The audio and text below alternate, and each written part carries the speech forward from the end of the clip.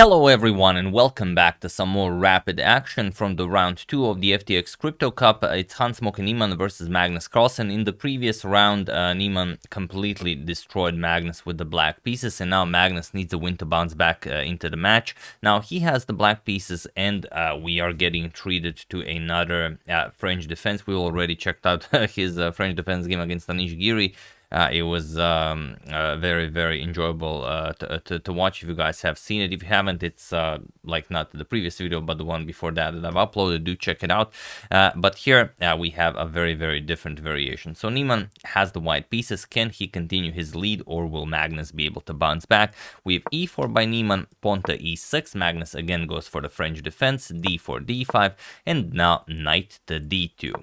We have the Tarrasch variation of the French, pawn to c5, the open way to challenge this, knight g2 f3, and now a trade on d4. C captures, knight captures, and Magnus goes for the trade. Knight c6, we have bishop to b5, pinning the knight here, and the bishop to d7. Now just, now the knight can move, so we have a trade on c6, knight captures, pawn captures, and the bishop back to d3, and here bishop to d6. So this has all been played before, nothing new here.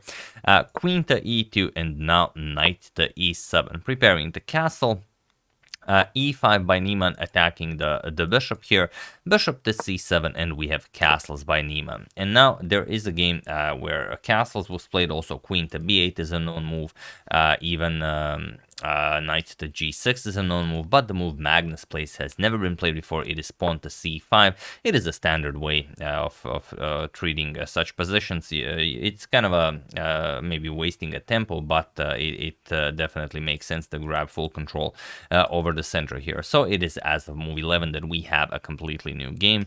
Let's see how Niemann challenges this. Of course, he doesn't like this, so he plays c4. He wants to challenge the center, and now bishop to c6 by Magnus. You don't want to push d4 right away. It seems like you're grabbing a lot of space, you're creating a pass pawn, but then you give white full control over this diagonal. The knight just gains access to the e4 square. It's not something you want to do.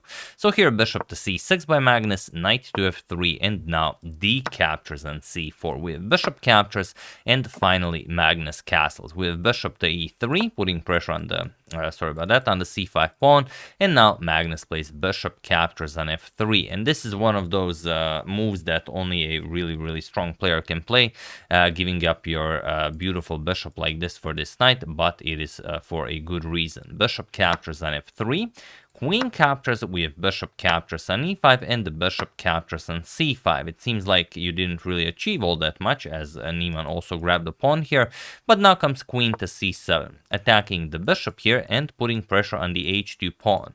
So here bishop captures on e7, grabbing the piece, not allowing the bishop to capture on h2, because then your queen will be stuck guarding that bishop. So queen captures on e7, and now queen to e2. And now Magnus plays queen back to c7. So putting even more pressure on the bishop, but still attacking that h2 pawn. So Niemann has to waste a move to play g3. That's the whole point of Magnus giving up that light square bishop, and now comes bishop captures on b2. And this is how Magnus wins a pawn. So it was not for nothing. So here we have rook 8 to b1. You could also just trade bishop captures here, then queen captures here, and then we have this endgame, queen and 2 rooks versus queen and 2 rooks, with Magnus being up a pawn. Not something maybe you want to it's basically self-torture. So here rook 8 to b1, going for the dark square bishop here, and Magnus just brings it back. Bishop to d4, we have rook f to c1, nicely aligning the rook with the queen, and rook 8 to c8. And now, of course, if this bishop moves, Magnus will happily give up the queen for 2 rooks. So queen to e4, and now we have queen to d6, getting the queen away from the c file. King to g2, unpinning here. Now the f pawn can move, and now pawn to g6. Magnus also creates some breathing room for the king. We have rook to c2. Now adding a defender to the f2 pawn, but also you can maybe double up on the c file. So bishop back to b6, and now we have bishop to b3, offering a rook trade on c2, which Magnus goes for. We have rook captures, bishop captures, sorry, not bishop captures, queen captures was played in the game, and now queen to d7. We have queen to e2, and now comes rook to c8, grabbing hold of the c file. Niemann grabs hold of the d file, attacks the queen, and queen to c6 with check now. And now, how do you go about this? You could move the king, sure, that is a possibility. You could play f3, but Niemann decides to go for the opposite color bishop ending. He plays queen to f3, and Magnus happily accepts this. We have queen captures, king captures, and now rook to c3 with check. So Magnus is up a pawn, but you know often in practice that being up a pawn in a bishop of opposite color ending isn't always the easiest thing to win. But still, there are rooks in the game, so it's not a clean opposite color bishop ending. So king e2, we have g5 by Magnus, a very important move to restrict the movement of the f pawn and the h pawn. Rook to f1, and now king to g7. We have rook to d1. Niemann repeats moves to see how Magnus will continue here, and Magnus continues with g4, further restricting the movement of the f and the h pawn. And now we have pawn to h3. Here it's already an incredibly difficult position to hold, but after h3 it is completely unplayable. So feel free to pause the video here and try to find pretty much the only clean way to win this for Magnus while I give you a couple of seconds. So for those of you who were able to do this, congratulations on being a true master of the endgame. And for those of you who just want to enjoy the show, it is a rook to f3. That's the only way to play this. We are attacking the f2 pawn. Of course, the bishop attacks it as well. This will come with check. And once you defend this with rook to f1, which was played in the game, now comes pawn to h5. And it seems like, okay, but what has Magnus really achieved here? We are defending the pawn.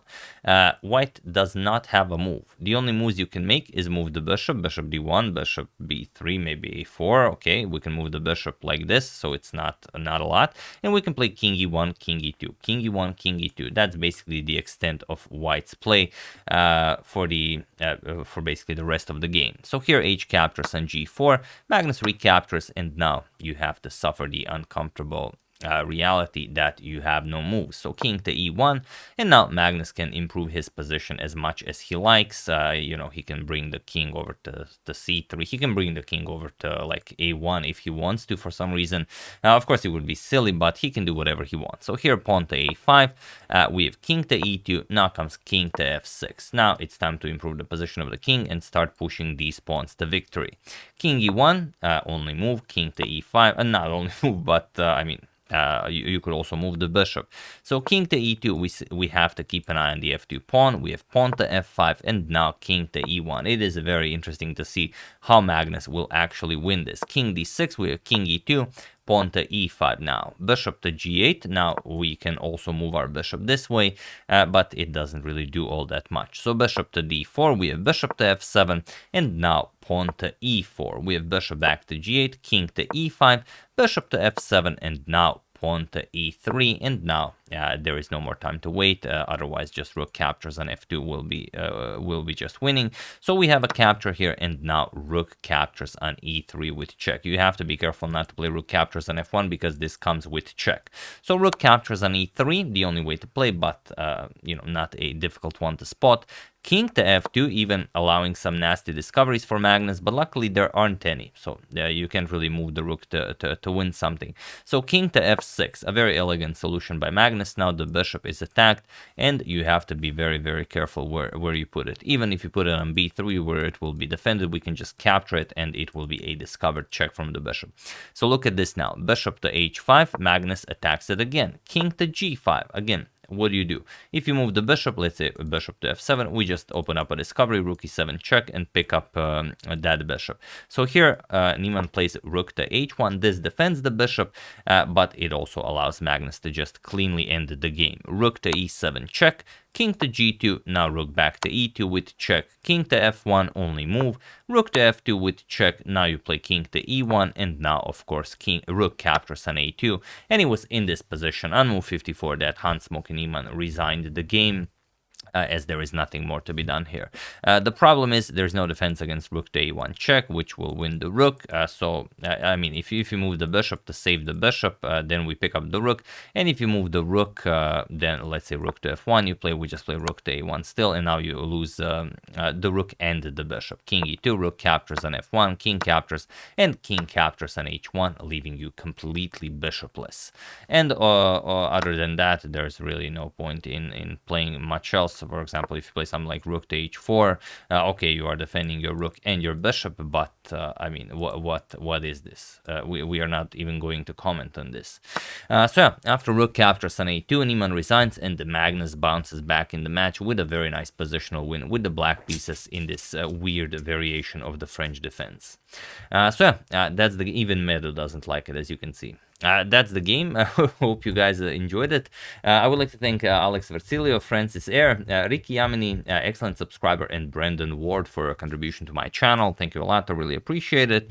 As usual, you can check 2 of my previous videos here. Thank you for watching, and I will see you soon, continuing the coverage of the FTX Crypto Cup until it finishes, most likely. So thank you all. I will see you soon, and have an excellent rest of your day.